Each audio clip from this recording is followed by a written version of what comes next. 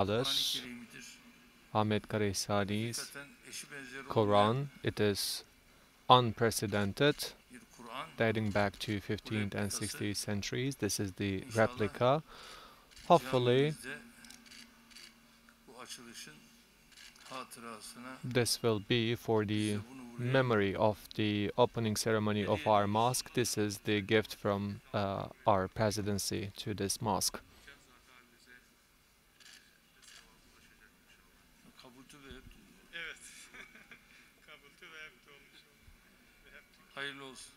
May it be auspicious.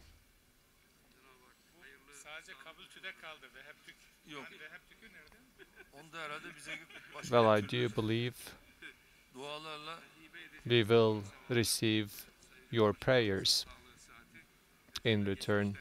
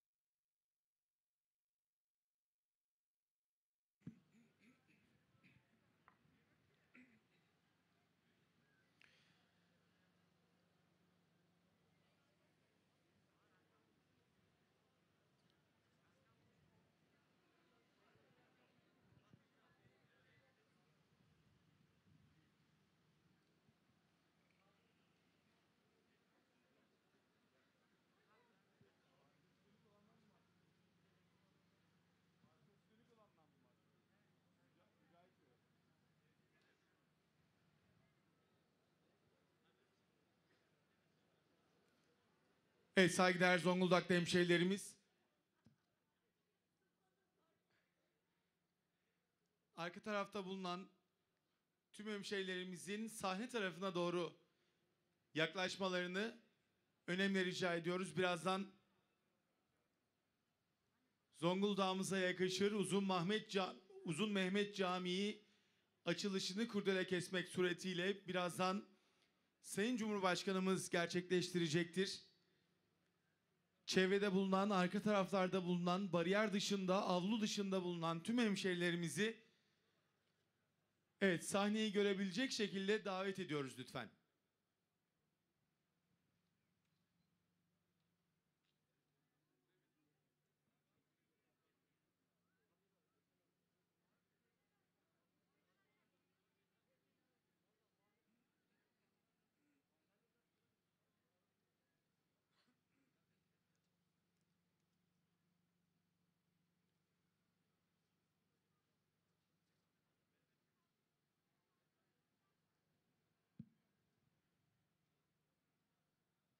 Evet, Zonguldak'a yakışır muhteşem bir eser. Şu anda avlusunda bulunuyoruz.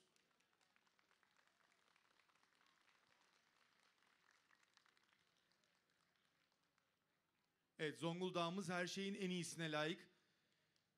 Evet, arka tarafta avlu kenarında bariyerlerin dışında bulunan tüm hemşehrilerimizi açılış törenini gerçekleştireceğimiz sahneyi görebilecek şekilde yaklaşmalarını rica ediyoruz. Lütfen maskelerimiz ağız ve burnumuzu kapatacak şekilde yüzümüzde olsun. Biraz birbirimize çok yakınız. Elimizden geldiğince aramızdaki mesafeyi oluşturmaya gayret gösterelim.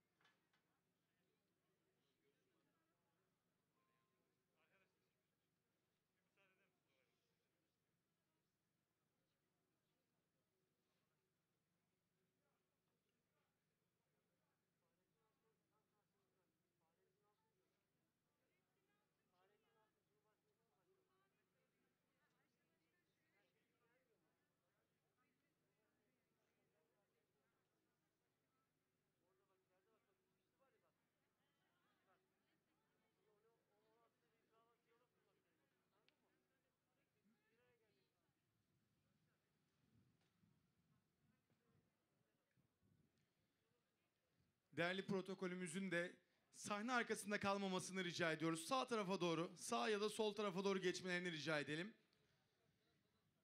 Evet, sahne arkasında kalmayalım lütfen. Çok teşekkür ederiz.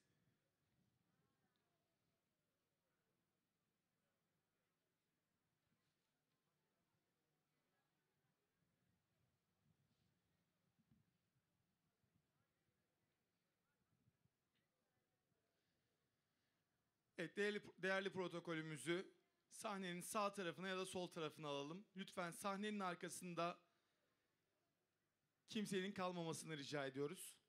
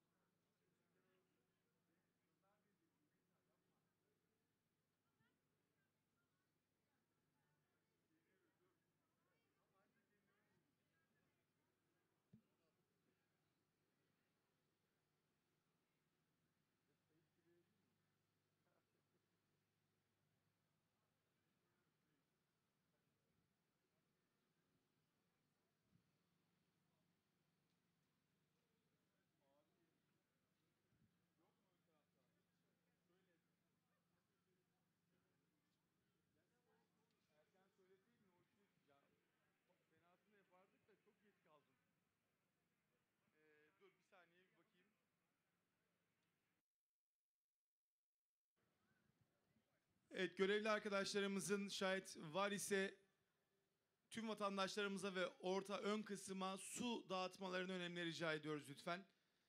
Evet, görevli arkadaşlarımızdan ricamız arka tarafta var ise sahnenin ön kısmına, orta ve arka kısma vatandaşımıza su dağıtılmasını önemli rica ediyoruz. Çok teşekkür ederiz.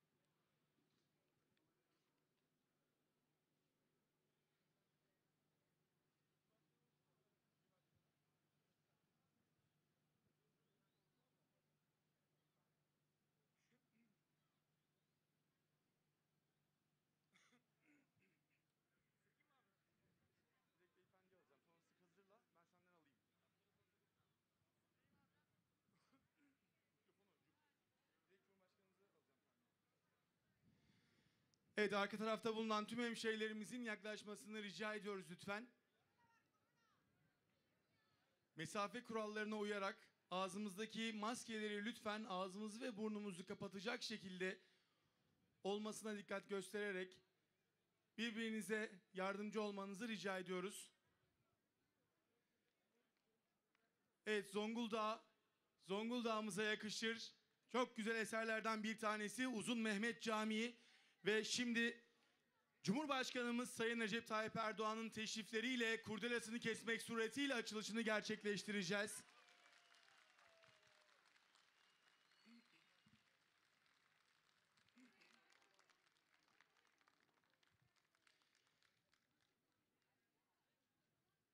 Saygıdeğer hemşehrilerimiz, değerli konuklar, şimdi konuşmalarını yapmak üzere Uzun Mehmet Camii açılışını katılımlarıyla onurlandıran Cumhurbaşkanımız Sayın Recep Tayyip Erdoğan'ı sahneyi teşriflerini arz ediyorum. Buyurunuz Sayın Cumhurbaşkanım.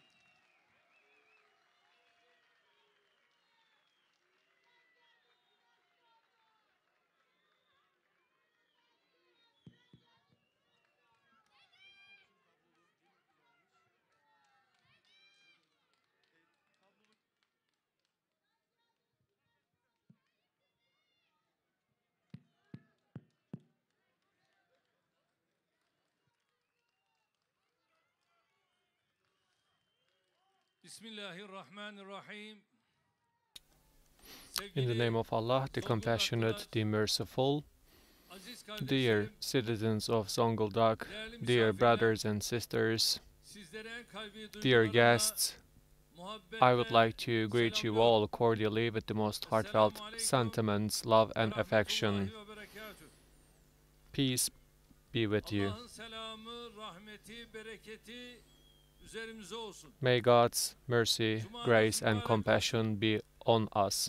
May your Friday be auspicious. Shortly before we did the Friday prayers in our Uzun Mehmet Mosque, may this mosque be auspicious for our nation, for all the believers and Muslims. With its location, with its architecture, and with its landscape, this mosque is highly suitable for our city. And that's why I would like to thank everyone who constructed this mosque, Hasan Gürsoy and his team. On behalf of myself, on behalf of my nation, I would like to thank the constructors of this beautiful mosque. Once again, from its architects to the workers, I would like to present my thanks who put all their efforts for the construction of this mosque. In the Surah of Tefet, God commands that the masjid of Allah will be constructed by the one who believes in God and who prays and who gives alms, and the ones who is not afraid of anyone but God. In the Uzun Mehmet Mosque, we will hear the adhans for 5 times, and the prayers hopefully will be accepted by our God, Allah. I hope that the mosques that we constructed will be the guardians of our nation. What Ziya Gökalp says, the minarets will be our bayonets, the domes will be our helmets, the mosques will be our garrisons, the believers are our soldiers, and this sacred army guards my religion. Allah is great, Allah is great. We have won this land by shedding our blood, and our independence will never be out of the adhans and their testimonies. Hagia Sophia has been opened to worship again, which is the heritage from the conquest of Istanbul. In Istanbul, Büyük Çamlıca, we have constructed a masterpiece which greets the Bosphorus. It is the symbol and stamp of our contemporary times, and it will be a source of pride for our nation. Inside of the presidential complex, we have constructed the mosque of our nation in Ulus Melike Sultan Mosque, which is open for service, and at the same time these mosques are the masterpieces which is serving for the same purpose. Last week we have carried out the opening ceremony of our Taksim Mosque, and this mosque in a great location will serve to our citizens and to our nation as the symbol of our civilization. Here today we are opening the Uzun Mehmet Mosque to service, to worship with the same feelings in our hearts. The mosque was constructed on a land area of 12,000 square meters. With its park, it reaches to an area of 34,000 square meters. This mosque has the capacity of 6,000 believers to pray at the same time, which is reaching to 7,000 people if we include the open area.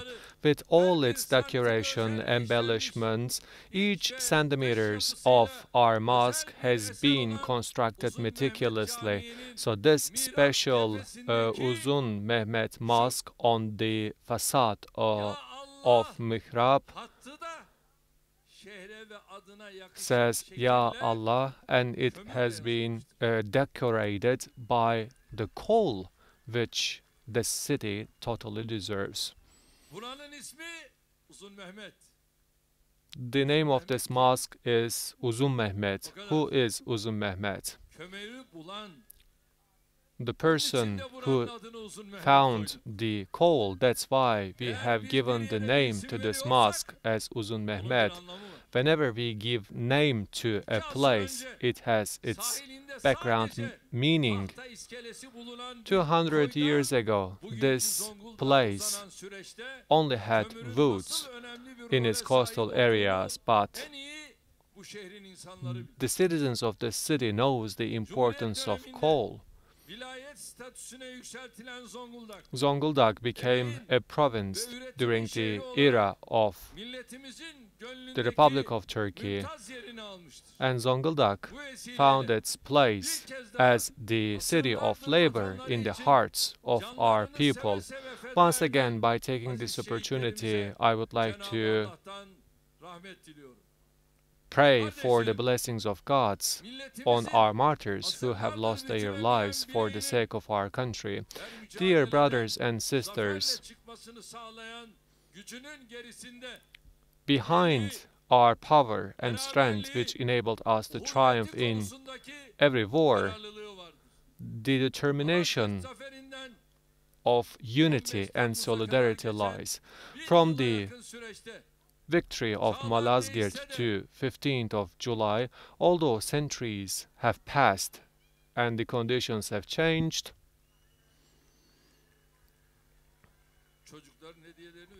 well, you should give the gifts to our kids. Anyway, from the Malazgirt victory to the 15th of July, although the centuries have passed and changed, the depth of the hostility towards our nation and the tools which are used never change. They are the ones who are bothered by the fact that the adhans and their testimonies are the foundations of our religion. They are the ones who cannot tolerate our flag, which is shed with the blood of our martyrs. They are the ones who are attacking on the unity and the solidarity of our nation. That's why the mosques, which are the places where our brotherhood and solidarity is reinforced even further, is also under attack by those. What is mosque? Mosque is the place where the believers come together and pray for God. The believers become brothers. The believers come together in the mosques, in those places. They will not be able to destroy our unity, from the Fethullah terrorist organization to the PKK. The enemies of Turkey are using those terrorist organizations, and they have always attacked the belief of our nation and also to our solidarity and unity. Whenever they find a chance, the first place that they are attacking are our religious institutions and also the shrines of God. So those insolent and indecent people have never stopped attacking our sacred values. Unfortunately, they are the ones who follow the same tactics, and they try to carry out operations by targeting the belief of our nation and our citizens.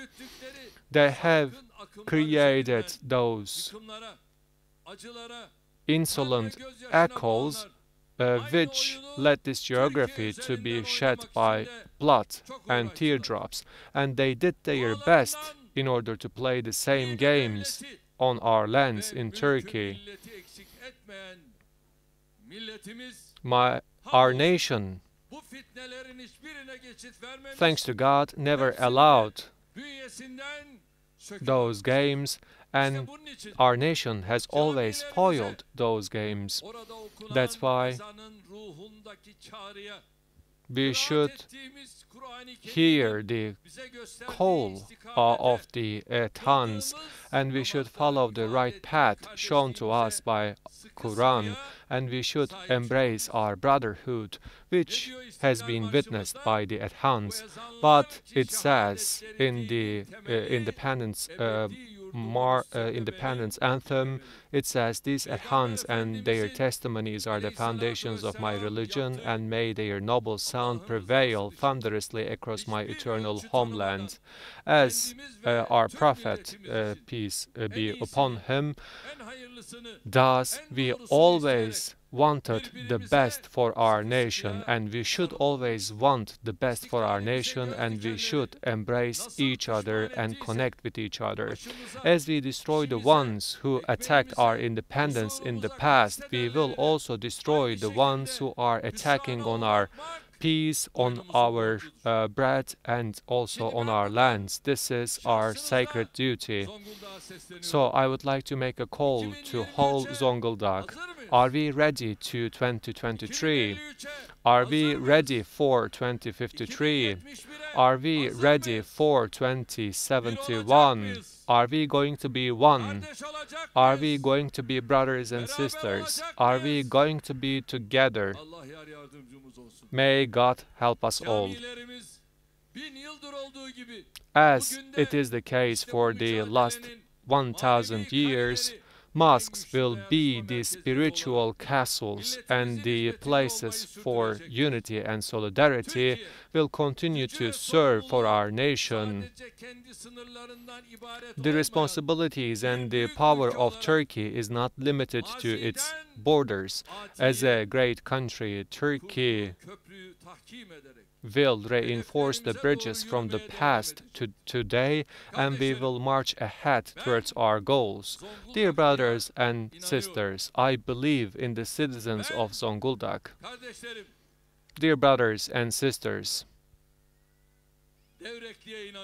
I believe in the citizens of Devrekli. By the way, we might announce similar news coming from Ereğli. Hopefully, tonight we will give good news from Zonguldak. And I have already stated that we will announce those good news. Zonguldak became the center for good news. With those feelings in my heart, once again, I would like to thank everyone who contributed to the construction of Uzun Mehmet Mosque, which is the symbol of our independence. On behalf of myself and my nation, I would like to thank them. May God's blessing be upon them.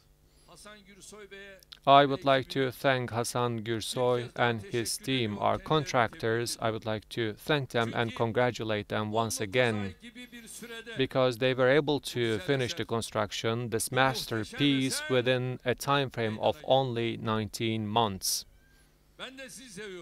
I love you all as well. With our prayers, our brothers and sisters who will revive this masterpiece, may God's mercy, grace, and compassion be upon them. I'd like to greet you all with love and respect. We will never stop. There is no rest for the weary. May God help us all. Cumhurbaşkanımız Sayın Recep Tayyip Erdoğan'a konuşmaları için çok teşekkür ediyor ve zat devletlerini bir müddet daha sahnede misafir ediyoruz. Değerli konuklar, Cumhurbaşkanımız Sayın Recep Tayyip Erdoğan, Distinguished audience, Uzun Mehmet Camii açılışını kurdele kesmek suretiyle our gerçekleştirecektir. President will carry out the opening ceremony of Uzun Mehmet Mosque by cutting the ribbon. In order to accompany our President, I'd like to invite our ministers and our deputy directors, our director of women branches, the President of the Religious Affairs. I would like to invite the Zonguldak governor, the mayor, and at the same time I also would like to invite the provincial director of the Justice and Development Party and the National Movement Party. I'd like to invite the representative of the contracting company, Hassan, and also the director of police forces to the stage, please.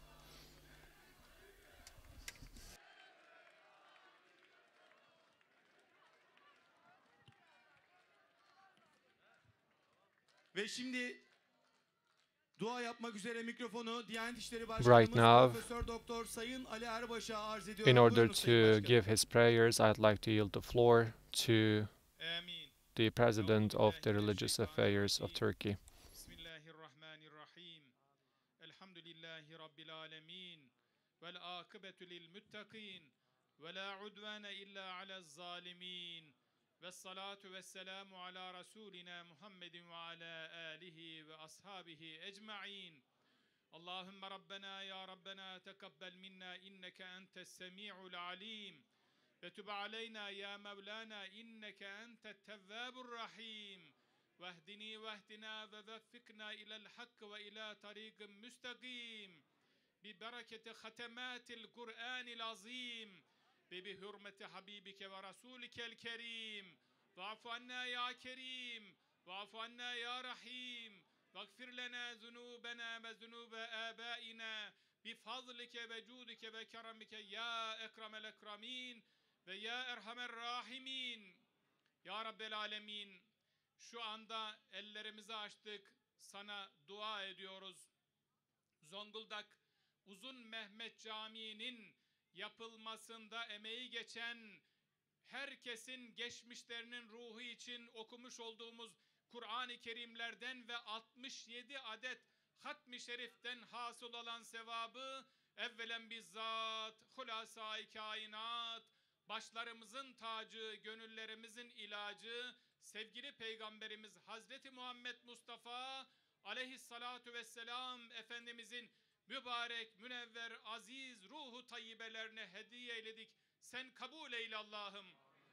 Ya Rabbel alemin, özellikle bundan bir asır önce, 2 asra yakın bir zaman önce burada kömür madenini bularak yüz binlerce ailenin rızkına vesile olan ve camiye ismini vermiş olduğumuz merhum ve mağfur Uzun Mehmet'in ruhuna hediye eyledik. Sen vasıl eyle Allah'ım. Ruhlarını meleği alada ferahnak eyle Allah'ım. Ya Rabbel alemin. Bu camimizin yapılmasında, projesinden tamamlanmasına kadar emeği geçen herkesten razı ol Allah'ım. Geçmişlerinin ruhlarını şad eyle Allah'ım. makamlarını cennet eyle Allah'ım. Ya Rabbel Alemin, şu anda bu caminin bahçesinde toplanmış, el açıp amin diyen şuradaki kullarının da bütün geçmişlerin ruhlarını şad eyle Allah'ım. Amin diyen biz mümin kullarını cennetinle, cemalinle şeref yâb eyle Allah'ım. Bu camimizde nice gençlerin, nice çocuklarımızın, nice insanlarımızın ibadet etmelerini, ilim, irfan, bilgi, hikmet öğrenmelerini nasip eyle Allah'ım. Minarelerinden ezanlarını eksik eyleme Allah'ım. Kubbelerinden Kur'an seslerini eksik eyleme Allah'ım. Cemaatini bol eyle Allah'ım. Ya Rabbel Alemin, milletimizi, memleketimizi her türlü kazalardan, belalardan muhafaza eyle Allah'ım.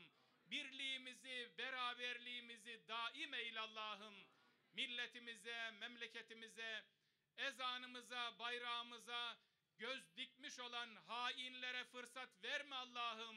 Sen buyuruyorsun ki ve mekeru ve mekerallah vallahu hayrul makirin. Onlar size tuzak kurarlar ama Allah onların tuzaklarını başlarına çevirir. Ya Rab, milletimiz, memleketimiz, camilerimiz, ezanlarımız, bayrağımız için bu düşmanların, hainlerin kurmuş oldukları her türlü tuzakları kendi başlarına çevir Allah'ım.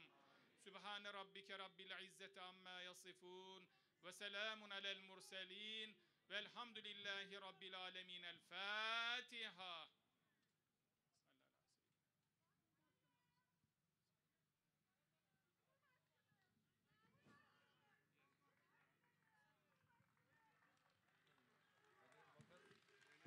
Diyanet İşleri Başkanımız Profesör Doktor Sayın Ali Erbaş'a çok teşekkür ediyoruz.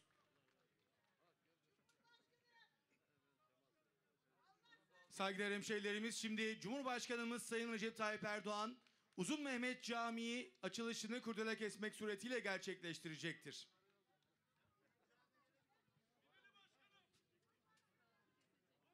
Şimdi bu makaslar Well, those scissors will be staying at the hands of who is cutting the ribbon as the memory of today. I see two youngsters.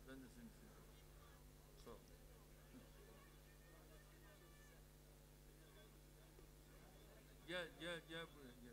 Ona da makas ver. Give her a scissor as well. One kid will also come to cut the ribbon. Hold it tight. Bir makas da ona ver. Give one scissor to her as well. Kurdeleyi kestikten sonra siz After you are cutting the ribbon, you will preserve and hold the scissors. Okay? sağ olun, var olun. Thank you so much. Evet. Kurdeleyi hep birlikte All together, we will cut the ribbon, and ve the President of the kurdeleyi Religious Affairs of Turkey has given his Bismillahirrahmanirrahim. prayings. Right now, we will cut the ribbon in the name of Allah, the Compassionate, the Merciful. I hope that Uzun Mehmet Mosque will Vesile olsun diyoruz. also be a model for the opening of many more mosques in our country. Ereğli'de And bulacağımız bir yerde then, inşallah hopefully, we will inşa etmek. find another place to construct another mosque in Ereğli. Bismillah. In the name of Allah, the Compassionate, the Merciful.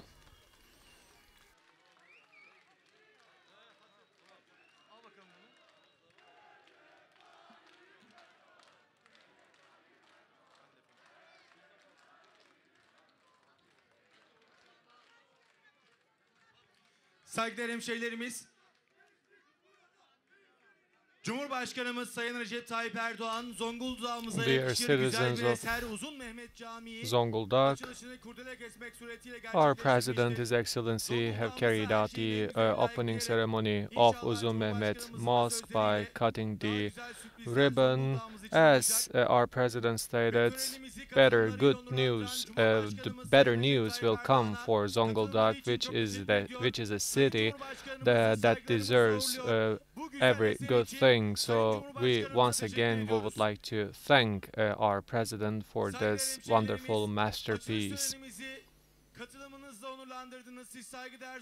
Dear citizens of Zonguldak, you honored the opening ceremony with the participation. From here, we will go to Kilyos port. Thank you very much. Zonguldak gelişiyor, Zonguldak güzelleşiyor. Sayın Cumhurbaşkanımız Recep Tayyip Erdoğan'ın talimatlarıyla şehrin kalbinde yapımı devam eden kentsel dönüşüm projesi, kıyı düzenlemesiyle bütünleşen lavuar alanı, meydanı,